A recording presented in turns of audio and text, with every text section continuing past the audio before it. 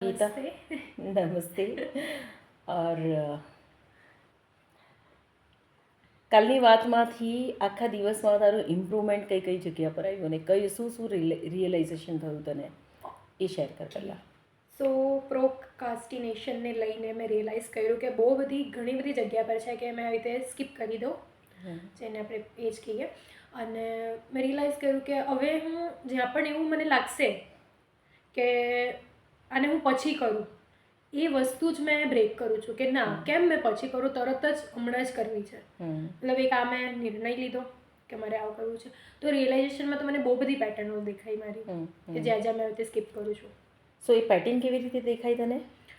Pattern મેં શાંતિથી બેસી આંખ બંધ કરીને આખું રિકોલ કર્યું કે એક કચરાને લઈને આટલું મોટું એ છે પોઈન્ટ ને મારા માટે.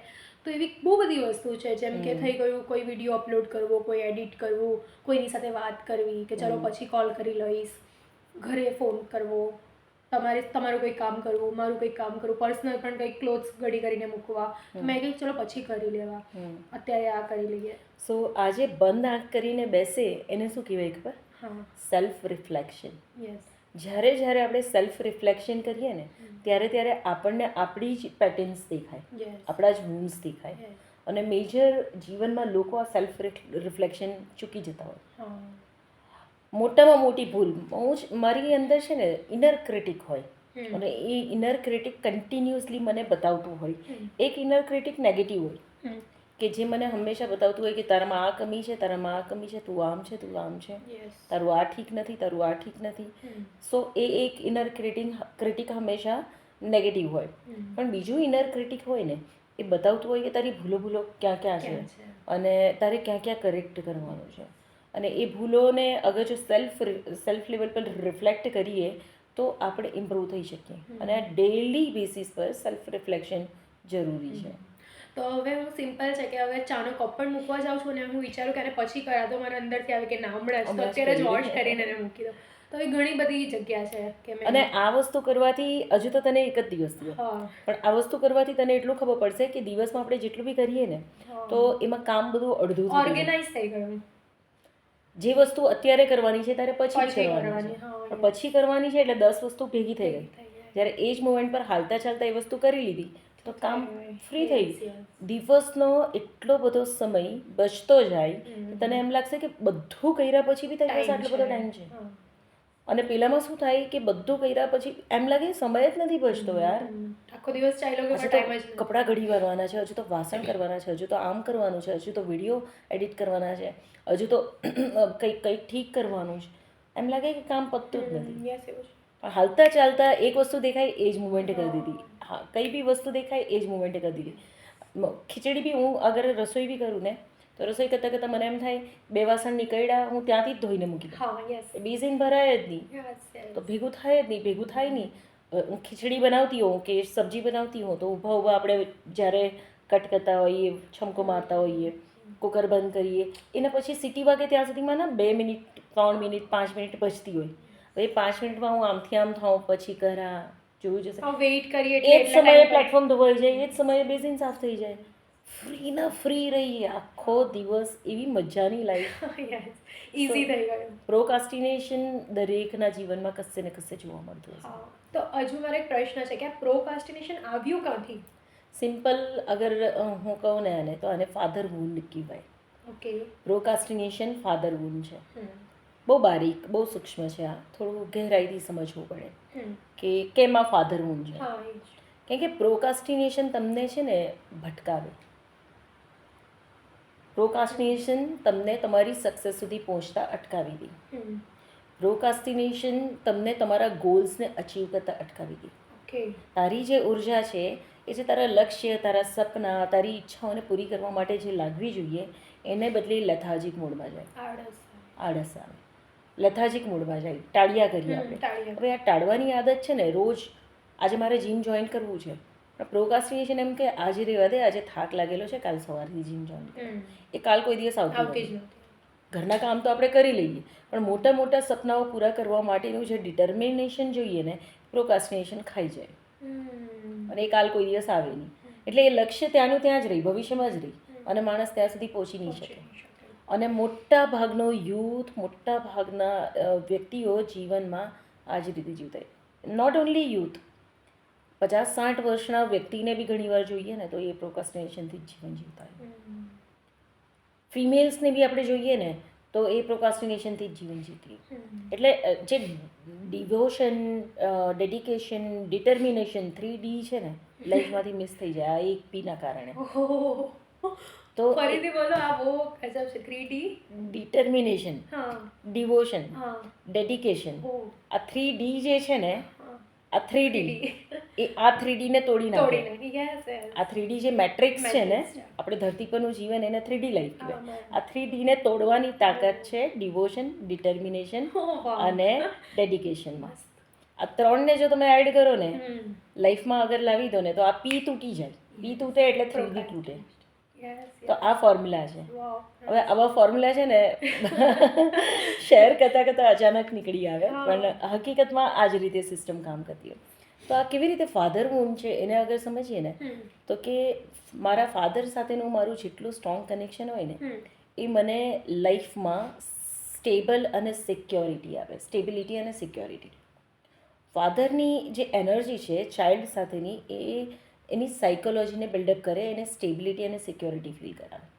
હવે જ્યારે માણસની અંદર સ્થિરતા નથી, સ્ટેબિલિટી નથી, ઇન્ટરનલી એ સિક્યોર ફીલ નથી કરતું, તો એને એના સપના પર પોતાને જ ભરોસો નહીં હોય. બરાબર છે? સ્ટેબિલિટી નહીં હોય એટલે ચંચલતા હોય, ગ્રાઉન્ડિંગ મિસિંગ. અને એના કારણે એ જે ડિવોશન જોઈએ, ડેડિકેશન જોઈએ, જે ડિટર્મિનેશન જોઈએ એ મિસિંગ હોય. એટલે રસ્તો ભટકે માણસ. કરવાનું મારે આ છે, અગર મારે દિલ્હી જવું હોય તો દિલ્હીની ટિકિટ કપાવવી પડે, દિલ્હીની બસમાં બેસવું પડે અને દિલ્હીનો જ રસ્તો પકડવો પડે. તો આને શું કહેવાય? સ્ટેબિલિટી, સિક્યોરિટી અને જે એસ્પિરેશન તમારું જે પ્રોપર એક્ઝિક્યુશન છે કે કોઈ બી લક્ષ્ય સુધી પહોંચવા માટેની તમારી જે મહેનત અને એફર્ટ છે એ જ દિશામાં અગર નાખો તો તમે લક્ષ્ય સુધી પહોંચો. ફાધર સાથેનું લૂઝ કનેક્શન, ચાઇલ્ડનું જે બચપનની અંદર જ જન્મ લેતા, નાનીથી મોટા થતા, અગર ફાધર સાથેનું એ ગ્રાઉન્ડિંગ અને સ્ટ્રોંગ કનેક્શન મિસિંગ હોય ને તો રસ્તો ભટકે માણસ. એટલે આને કહેવાય કે ફાધર એટલે ગાડી વારે ઘડીએ છે ને ટ્રેક પરથી ઉતરી જાય. આ જે પ્રોકાસ્ટિનેશન છે ને એ તમારી ગાડીને ટ્રેક પરથી ઉતારે. તો ફાધર સાથે ઉર્જાના લેવલ પર કનેક્ટ થવું પડે. એટલે આ ફાધર મૂનને રિસ્પોન્સિબિલિટી લેવી પડે કે now I am the father of my own self. હું મારી જ પોતાની પિતા છું, મારી જ પોતાની માતા છું. અને એમણે એક ગ્રેટિટ્યૂડ સાથે કે એમણે જેટલું આપ્યું, જે મળ્યું, જેવું કનેક્શન હતું બધું એની રિસ્પોન્સિબિલિટી હું લઈને હવે હું સ્ટ્રોંગ ડેડિકેશન સાથે કનેક્ટ થઈ શકું કે હું મારી સેલ્ફને જ નર્ચર કરું, હું મારી સેલ્ફને જ સ્ટેબલ કરું, ગ્રાઉન્ડિંગ કરું કે કેવી રીતે મારી ગાડી પાટા પરથી નહીં ઉતરે અને જે જ્યાં પહોંચવાનું છે, જેટલા સમયમાં પહોંચવાનું છે ને જેવી રીતે પહોંચવાનું છે હું એ જ રીતે પહોંચું. આ પ્રોકાસ્ટિનેશન છે ને એ તમારી આ જે ફાયરી એનર્જી છે એને ખાઈ જાય. ઓકે. એટલે તમારી અંદરની ફાયરી એનર્જીને ખાઈ જાય. વ્યક્તિ પહોંચી જ નહીં શકે. લક્ષ્ય તો નિર્ધારિત કરે, ગોલ સેટ કરે પણ ત્યાં સુધી પહોંચી નહીં શકે. કારણ કે બહુ રસ્તામાં ભટકાવ હોય. ઓકે. તમારી અંદરના આળસ જ છે, બીજું શું છે? પ્રોકાસ્ટિનેશન એટલે શું? આળસ. અચ્છા, આળસને હજુ સૂક્ષ્મમાં જોઈ શકે? જરા જુઓ કે એ આળસ શું છે. પ્રોકાસ્ટિનેશન સાથે આળસને જોડ કે તારી અંદરની આળસ છે જે તને પ્રોકાસ્ટિનેશન કરાવે છે, પણ એ આળસ શું છે? એનો મને વર્ડ નહીં મળતો પણ લક્ષ્યનું અસ્પષ્ટીકરણ. યસ. એટલે તારું જે ગોલ તે સેટ કર્યો, એમાં જ ક્લેરિટી, તારું જે લક્ષ્ય તે સેટ કર્યું, ક્લેરિટી બી છે, તને ખબર બી છે કે મારે 20 કિલો વજન ઉતારવાનું છે કે 20 કિલો વજન વધારવાનું છે. સિમ્પલ એક્ઝામ્પલ, તારા માટે વધારવાનું છે, તારે તો ગાયબ થઈ જાય. તારું 20 કિલો ઘટી જાય તો ગીતા ગાયબ થઈ જાય. તારે 20 કિલો વધારવાનું છે ને મારે 10 કિલો ઘટાડવાનું છે. તો હવે હું અગર લક્ષ્ય સેટ કરું કે 10 કિલો ઘટાડવાનું છે, હવે એમાં મારા 3D નહીં પડે ને, ડિવોશન, ડિટર્મિનેશન, ડેડિકેશન, અગર આ નહીં પડે તો શું થાય? એ લક્ષ્ય ખાલી એમનું એમ રહી જાય. એટલે અસ્પષ્ટીકરણ. અગર મારે કોઈ લક્ષ્ય અચીવ કરવું છે, અસ્પષ્ટીકરણ કેવી રીતે? કારણ કે મને ખબર તો છે કે મારે વજન વધારવું છે, એટલે અહીંયા તો મારી ક્લેરિટી છે, સ્પષ્ટીકરણ છે અહીંયા. તો મને ત્યાં સુધી જવા માટે મને આળસ છે, કાં તો હું સ્કીપ કરું, પ્રોકાસ્ટિનેશન કરું, હે ને? તો પછી તને વજન વધારવાની ઈચ્છા કેવી રીતે થઈ? અચ્છા. ઈચ્છા બી તો આવી ને, હા. તો ઈચ્છા બી તો તને જ આવી ને, હા. બરાબર છે. ઈચ્છા તને આવી, ગોલ તે સેટ કર્યો, yes. હે ને, ત્યાં ચાલવાની ઈચ્છા તે જ હતાવી, હા. અને એ પછી એમાં તું બેક સ્ટેપ મારે, પ્રોકાસ્ટ કરે, ચાલી નહીં શકું. આળસ વધારે, તો એક સેલ્ફ તારી ઈચ્છે છે હા. અને બીજી સેલ્ફ એની વિરુદ્ધ કામ કરે. ઓકે. આને શું કહેવાય? Negative inner critic. હા. એક પોઝિટિવ ઇનર ક્રિટિક તને આગળ વધારવા કહે, અને એક નેગેટિવ ઇનર ક્રિટિક તને પાછળ ખેંચે, આળસ કરાવે. તો તારી અંદરના જે અસુર છે ને, આપણા બધાની અંદર અસુર અને સુર બંને છે, હે ને. સુર એટલે લય, રીધમ, અને અસુર એટલે ઓપોઝિટ રીધમ. તો જે અંદરની અસુરી શક્તિ છે ને, એ જ તને પ્રોકાસ્ટ કરાવે. એટલે એ તારા લક્ષ્યને ધૂંધળું પાડી દે, તને એ સ્પષ્ટ લક્ષ્ય જોવા જ નહીં દે. તને ઈચ્છા થાય છે કે મને 20 કિલો વજન વધારવું છે, પણ એના માટેના જરૂરી એક્શન, એના માટેના જે સ્ટેપ લેવાના છે એ નહીં લેવા દે. અસુરી શક્તિનું બળ છે.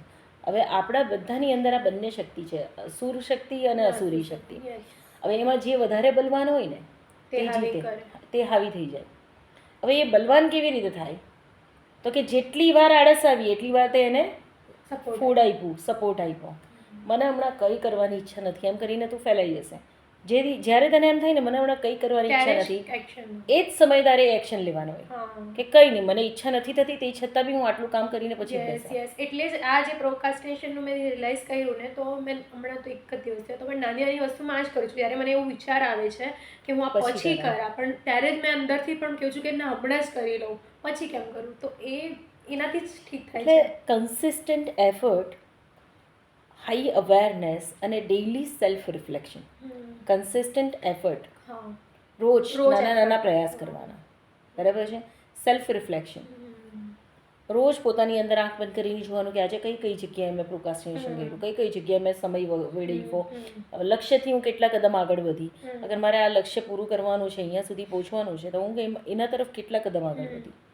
અને આ એફર્ટ, બરાબર છે. કન્સિસ્ટન્ટ એફર્ટ, સેલ્ફ રિફ્લેક્શન, બરાબર છે. અને જે દિશામાં આગળ વધવાનું છે એ તરફ મારે રોજ 2 કદમ નવા લેવા, રોજ 2 કદમ નવા લેવા, અને ચેક કરવું પડે કે કેટલું આગળ વધી. આ કન્ટિન્યુઅસ જરૂરી છે. અને ત્યારે તું અને આ અસુરને તું પરમેનન્ટ હરાવી શકે. ઓકે. અને એની સાથે ફાધર સાથેનું પણ કનેક્શન. ફાધર સાથેનું કનેક્શન કેવું છે? જો ભાગ્યથી આપણને માતા પિતા મળ્યા, બરાબર છે. કર્મથી આપણે પેટર્ન ચૂઝ કરીએ, તો કર્મ અને ભાગ્ય જોડાયેલું છે, બરાબર.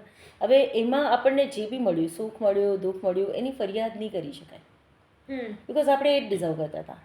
અને આપણા પેરેન્ટ્સે આપણને જેટલું આપ્યું એટલું બેસ્ટ છે, એનાથી વિશેષ આપણે ડિઝર્વ બી નહીં કરતા હતા. એટલે હવે ત્યાંથી એટલું જોઈ લેવાય કે ભાઈ ત્યાં કનેક્શન લૂઝ હતું. અગર પ્લગ તે નાખ્યો છે અને ત્યાંનું વાયરિંગનું કનેક્શન અગર લૂઝ હોય તો તારી આ બેટરી ચાર્જ નહીં થશે, બરાબર છે. અને એના મલ્ટિપલ સાઇડ ઇફેક્ટ આવે. તો ખબર છે કે ભાઈ એ કનેક્શન લૂઝ છે, તો એક તરફ તારે એ બી એફર્ટ આપવા પડે કે કનેક્શન હું કેવી રીતે પાવરફુલ કરું, ફરી પાછું કેવી રીતે જોડું, ત્યાં મરમ્મત શું કરું, તો એ કનેક્શન તારે જોડી લેવું પડે, બરાબર છે. સેકન્ડ, કે ઘણાનો પ્રશ્ન એવો બી હોય કે મારા તો ફાધરની ડેથ થઈ ગઈ છે, ફાધર છે જ નહીં. તો મારો જ પ્રશ્ન છે કે હવે જેમ કે મેં ફાધરને તો જોયા છે, મતલબ એક જ વાર મળી, પણ એવું તો કંઈ કનેક્શન જ નથી 3D લેવલમાં. તો કાલે મેં તમને જ આ ક્વેશ્ચન પૂછેલો, તો એના ઉપર મેં કામ કર્યું. તો મારો આ સવાલ પણ હતો કે પપ્પાની સાથેનું આવું કેમ મતલબ આવ્યું મારામાં ને. તો આવી રીતે મેં સૂઈ ગઈ હતી, તો આજનું જ મારો સવારનો ડ્રીમ હતો કે પપ્પા મારી પાસે આવ્યા, ને આટલા ટાઈમથી મેં અત્યારે 24 યર્સની છું, ક્યારે પણ પપ્પા ડ્રીમમાં જ નથી આવ્યા. મતલબ એવું કંઈ ફીલ નથી થયું, બટ મેં જ્યારે એમને ફર્સ્ટ ટાઈમ મળી ત્યારે મને બહુ એ ફીલ થયું લવ, અને મારે જે અંદર એંગર બહુ બધા સવાલ હતા એ બધા જ ત્યાં મટી ગયા. અને જ્યારે આજે ડ્રીમમાં આવ્યા ત્યારે મને એવું ફીલ થયું કે હવે કનેક્શન આવ્યું છે, મતલબ આજે જ આવ્યું આજે સવાલ. એટલે આપણે બનાવવું પડે, ચાહે ફાધર અલાઈવ છે, ડિસ્કનેક્ટ છે, ડેથ થઈ ગઈ છે, કે સાથે બી હોય અને મિસમેનેજ હોય, આપણી વચ્ચેના કનેક્શન્સ બ્રેક હોય, તે છતાં બી એફર્ટ્સ આપણા જ હોય કે જ્યારે આપણી અંદરથી આપણે એફર્ટ શરૂ કરીએ ને એટલે સોલ લેવલ પર, એનર્જી લેવલ ઉપર એ કનેક્શન બને અને વેલકમિંગ એનર્જીમાં આવીએ, આપણે રિસીવિંગ એનર્જીમાં આવીએ, અને યુનિવર્સમાં તમે જે બી માંગો ને એને બધું જ તમને રિટર્ન મળે. કશું જ એવું નથી કે જે તમને પાછું નથી મળતું. તમારી ચોઈસ હોવી જોઈએ, ક્લિયર ચોઈસ હોવી જોઈએ કે મને શું અનુભવ કરવો છે, મને શું મેળવવું છે. તો એવા પ્રશ્નો કરતાં બી બેટર છે કે ભાઈ રિસ્પોન્સિબિલિટી લો, be the father and mother of you. તરત આપણે પોતાને નર્ચર કરવાનું શરૂ કરીએ. સિમ્પલ વસ્તુ છે, આ લક્ષ્ય મૂક્યું છે, મારે અચીવ કરવું છે કે નથી, અંદરથી જવાબ આપશે હમણાં નહીં, 2 વર્ષ પછી કરા. મૂકી દો એને સાઈડમાં મૂકી દો. અત્યારે 20 કિલો વજન નથી વધવાનું, કેમ કે તારું ડેડિકેશન નથી, તો એને સાઈડમાં મૂકી દે. તો પછી અત્યારે શું કરવા જેવું છે? ચાલો હું કંઈક મારી પર્સનાલિટી પર કામ કરું, હું મારું રાઇટિંગ સ્કિલ પર કામ કરું, કે હું મારી બીજી કોઈ ટેલેન્ટ પર, ચલો એ લક્ષ્ય મૂકી દો. સંઘર્ષ શું કામ કરવાનું? તો લાઈક આટલું તો ક્લેરિટી આપણને હોવી જોઈએ ને, કે સૌથી પહેલાં તો આપણી અંદરના અસુરને આપણે જ એ કરવા પડશે, કમજોર કરવા પડે, તાકી અંદરની જે પોઝિટિવ એનર્જી છે એ ઓર પાવરફુલ થઈ શકે. બીજું, યુનિવર્સ સાથેનું કનેક્શન સ્ટ્રોંગ કરવું પડે. બરાબર છે કે હું જે માંગું એ બ્રહ્માંડ મને આપે છે, ચાહે નેગેટિવ ચાહે પોઝિટિવ. તો બેટર છે કે મારું ફોકસ વધારેમાં વધારે પોઝિટિવિટી પર જાય, જેનાથી મારા જીવનમાં સુખનો અનુભવ થાય. અને સુખનો અનુભવ થાય ને તો અહીંયાથી હું જમ્પ કરી શકું હજુ હાયર ફ્રિકવન્સીઝમાં. પણ અગર જો કન્ટિન્યુઅસ દુઃખનો અનુભવ કરતી હું, કન્ટિન્યુઅસ ફેલ્યુરનો અનુભવ કરતી હું, તો એનર્જી ઓર ડાઉન જાય અને નીચેના ડાયમેન્શન તરફ લઈ જાય. તો આ બધી વસ્તુઓ ફોકસ કરીને જાણવા જેવી છે કે self reflection is most important. અને 3D આજના ચેપ્ટરમાં, આજના ડિસ્કશનમાં આ 3D જે છે ને એ મેઇન છે, કે આ 3D ડેવલપ કરો ને તો આ 3D ને સીધું કાપી શકો. આ જે મેટ્રિક્સ છે ને, માયાજાલ જે ભ્રમ પેદા કરે, એને તમે તોડી શકો. Devotion, dedication, determination. આ 3D જો તમારી લાઈફમાં એડ કરો તો આ 3D ને તમે રિવર્સ કરી શકો. Thank you. So thank you so much. આજનું આ મારું રિયલ કન્વર્સેશન. એકચ્યુઅલી ગીતા ઉપર કન્ટિન્યુઅસ એણે કાલે પ્રોકાસ્ટિનેશન ઉપર કામ કર્યું, અને એનો ત્યારે જ પ્રશ્ન આવ્યો કે આ ફાધરહુડ એટલે શું? તો મેં કીધું આનો જવાબ હું તને કાલે જ આપીશ ટી ટાઈમ પર, તાકી તને જે જવાબ આપું ને એ જવાબ ન જાણે કેટલા લોકોને સાંભળવાની જરૂર હશે. એક જ વાર નીકળશે, અને એક જ વાર એટલું ડિટેલમાં એક્સપ્લેન કરીશ ને કે એમાં તારા બધા પ્રશ્નોના સમાધાન તને મળી જશે. બીજું કે જે બી હું શેર કરું, આંખ બંધ કરીને માની નહીં લેવાનું. એને તારી પોતાની કસોટી પર ઉતારવાનું.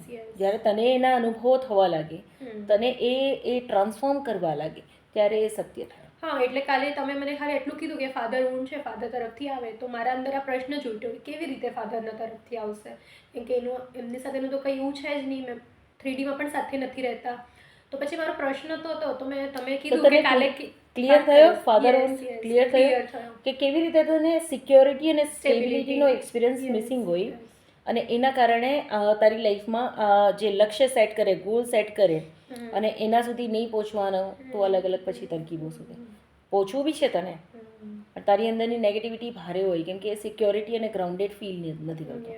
કે મેં કોઈ લક્ષ્ય સેટ કર્યું, એનું બીજું એક રીઝન બી છે, જો ત્યારે શેર કરતાં કહું તને.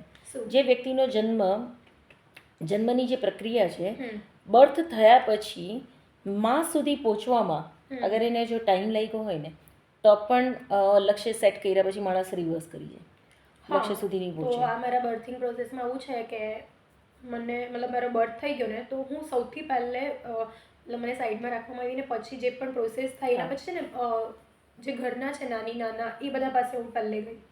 મમ્મીની હાલત સારી નહીં હતી, એટલે મમ્મી મને એટલે આ બી એક વુન્ડ છે કે જ્યારે બચ્ચું જન્મ લઈ અને એ ઇન્સ્ટન્ટ પેદા થતાં જ સીધું માની ચેસ્ટ પર આવવું જોઈએ, એટલે ફર્સ્ટ બોન્ડિંગ મધર સાથે થાય અને બચ્ચું વિક્ટરી ફીલ કરે કે હું પહોંચી ગયો, જ્યાં પહોંચવાનું હતું ત્યાં પહોંચી ગયો, એટલે એ સક્સેસ ફીલ થાય, અચીવિંગ ફીલ થાય. હવે આ પહેલો એક્સપિરિયન્સ મિસ થાય કોઈ બી કારણસર, અગર બચ્ચાની ક્રિટિકલ કન્ડિશન છે, કે કોઈ મેડિકલ ટર્મ્સ છે, કે મધરની કોઈ ક્રિટિકલ કન્ડિશન હોય, કોઈ મેડિકલ ટર્મ્સ હોય, કે પછી આ રિચ્યુઅલના લીધે, યા પછી હોસ્પિટલના રૂલ્સ રેગ્યુલેશનના 5-10 મિનિટ બી ડિલે થાય ને, એટલે બચ્ચાની અંદર એ ઇન્ટરપ્શન પડે, ગેપ પડે, અને એ ગેપ એની સાયકોલોજી સબકોન્શિયસમાં એ એક્સપિરિયન્સ સેટઅપ કરે, ડિઝાઇન કરે કે જન્મ લીધા પછી સૌથી વધારે 9 મહિના માના પેટમાં બચ્ચું રહ્યું, એટલે સૌથી સ્ટ્રોંગ કનેક્શન બચ્ચાનો મા સાથે છે, ફર્સ્ટ બોન્ડિંગ જ. પેદા થયા પછી જ્યારે ઇન્ડિપેન્ડન્ટ ફર્સ્ટ બ્રીથ લે, તો એ ફર્સ્ટ બ્રીથ જ એની એ સ્ટ્રોંગ બોન્ડિંગ સાથે હોવી જોઈએ, માની ચેસ્ટ પર, માની સ્કિનના ટચથી, કેમ કે એ જ ફેમિલિયર છે. અને એમાં જે ઇન્ટરપ્શન આવ્યું ને એ બચ્ચું લાઈફ ટાઈમ પોતાની સક્સેસ નહીં અચીવ કરી શકે. પણ આ બહુ ગહેરું સાયકોલોજીકલ રીઝન છે અને ખુલ્લી આંખોથી બધાને આ દેખાય નહીં. કેમ કે કોઈ એટલું મેટર નથી કરતું દરેકને કે બર્થિંગ પ્રોસેસ કેવી હોય. બચ્ચું પેદા થઈ જાય, ડૉક્ટર આમ લઈને ચાલતા હોય, નર્સિસ આમ લઈને ચાલતી હોય કે ઘરના લોકો આમ લઈને ચાલતા, મધર અને બચ્ચું સેપરેશન ફીલ કરે.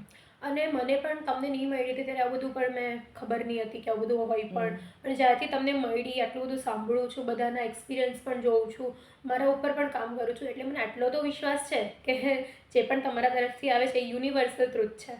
તો હું એના પર મારું માઇન્ડ અને મારી ફિલિંગ એડ કરીને એક્સપિરિયન્સ કરીને એને મેં એ કરું છું. યસ. હા છે. સો પ્રોકાસ્ટિનેશનનો આખું ચેપ્ટર આ રીતે અમે એક્સપ્લેન કર્યું છે અને એને તમે તમારી પ્રેક્ટિકલ લાઈફમાં અપ્લાય કરી જુઓ. ખરેખર તમને ખ્યાલ આવશે કે આ જે રીઝન્સ જે શેર કર્યા છે ને એ તમને અનુભવમાં આવશે કે હા આવું થઈ રહ્યું છે તો આ જગ્યાએ એનો કોઝ છે. અને ત્યાં અવેરનેસ લાવશો એટલે ત્યાં કરેક્શન આવશે. હિલિંગ કરવા માટે કોઈ પદ્ધતિઓ નથી, હિલિંગ લેવાનું હોય તમારી અંદરથી જ એ આવે. કોઈ બહારથી તમને હિલિંગ આપી નથી શકતું કે કોઈ બીજું વ્યક્તિ તમને હીલ નથી કરી શકતું. હિલિંગ તમે જાતે જ કરતા હોય. તમારી અંદરના બ્લાઇન્ડ સ્પોટ્સ જેમ જેમ દૂર થતા જાય તેમ તેમ તમારી અંદર હિલિંગ સ્થાન લેતું જાય. હિલિંગ માટે કોઈ પ્રક્રિયાઓ નથી, કોઈ પદ્ધતિઓ નથી, બરાબર છે. તમારા અજ્ઞાનને દૂર કરો ત્યાં પ્રકાશ હાજર જ છે. પ્રકાશ કશે જતો જ નથી, લાઇટ કશે જતી જ નથી, એ ત્યાં હાજર જ છે. ફક્ત અંધારું ત્યાં એટલે થયું છે કે અજ્ઞાન પડ્યું છે. એટલે જે જગ્યા ઉપર તમારા બ્લાઇન્ડ સ્પોટ છે ને બસ ત્યાં જ અંધારું છે અને એ અંધારું જ પ્રકાશને રોકે છે. તો જેટલી જાણકારી તમને મળતી જાય ને, જેટલા અનુભવો તમે રિકોલ કરતા જશો, લાઈફ એટલી ક્લીન થતી જશે. મળીએ પાછા કાલે. Thank you.